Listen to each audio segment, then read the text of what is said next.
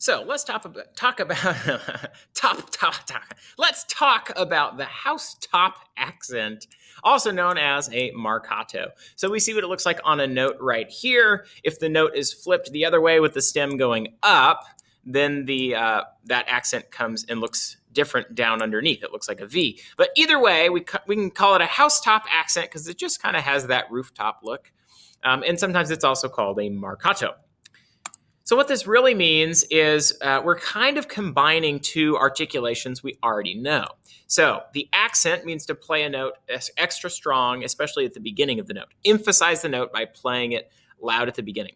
And then we have staccato, which means to separate the note from the ones next to it. So from staccato, we take the separation part. We're going to make our note even a little bit shorter so that it sounds separated from the notes around it. And the accent, we take the strength. And if you put those things together, that's how we end up with the sound of a housetop accent. So we want very strong, and then we also want not too long. Very strong and not too long. So the shape would be something like this. If we have very strong, and not too long, then here's our basic notes, da, da. And then these ones you can see are going to be powerful, and they're going to leave a big space in between. And one of the things we learned about accents, or we should know, is that all accents should have some space, even if it's just a little bit, before you play them. So we have accent features like space here and very strong at the beginning. And then we have a staccato feature, which is a large amount of space after the note. So we're going to let the note end. We're going to release the note pretty much as soon as we play it. So I'll go ahead and play those blue note shapes, and that will be a demonstration of these four notes. So the sound of these four notes should be something like what you see down here.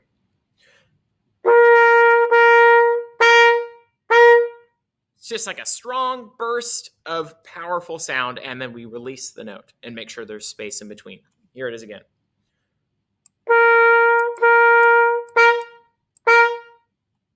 So it takes some practice to get that, because just like staccato, you only get a slice of a full note. You only get a small moment to play the note, and it has to have a good core. It has to have good sound.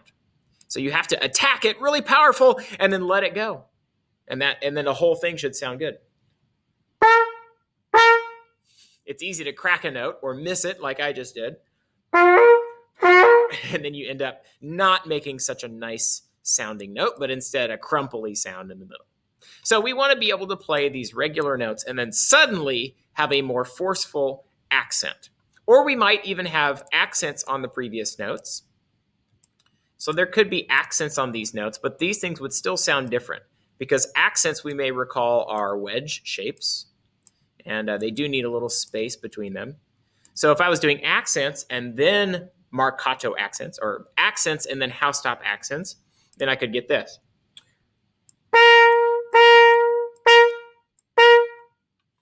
So you can hear the difference in the type of accent, but obviously they're all very strong.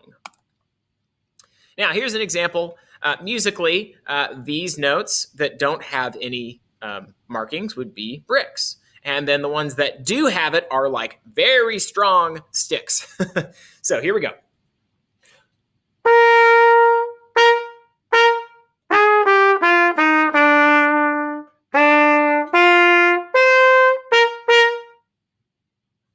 So you can hear those particular notes sticking out. Let me try it from I started forte. Let me try it from even a little softer, like.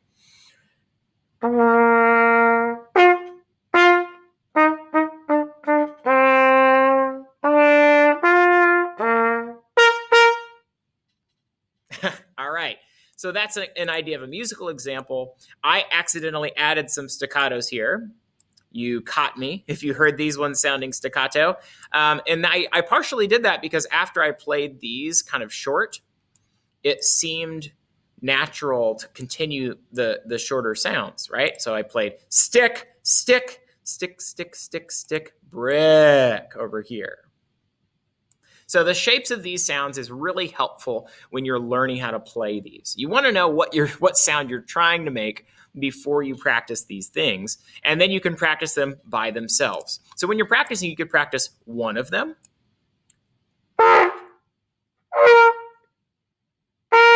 There right? You got to do it over and over till you can actually nail it and have a big, strong sound. And then you could practice them with their neighborhood buddies, whoever's nearby.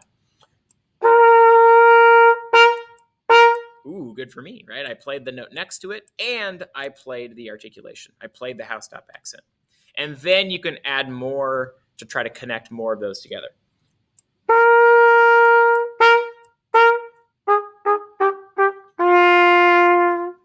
So in this case, hopefully I already know how to play my staccatos, but if I biff on all this, then I need to pause and really work on making these sounds, on these nice short staccato sounds. So articulation takes practice, just like learning a note, just like learning to play in tune or any of the other things that we have to do in our music. You have to practice the articulations because look how different these are.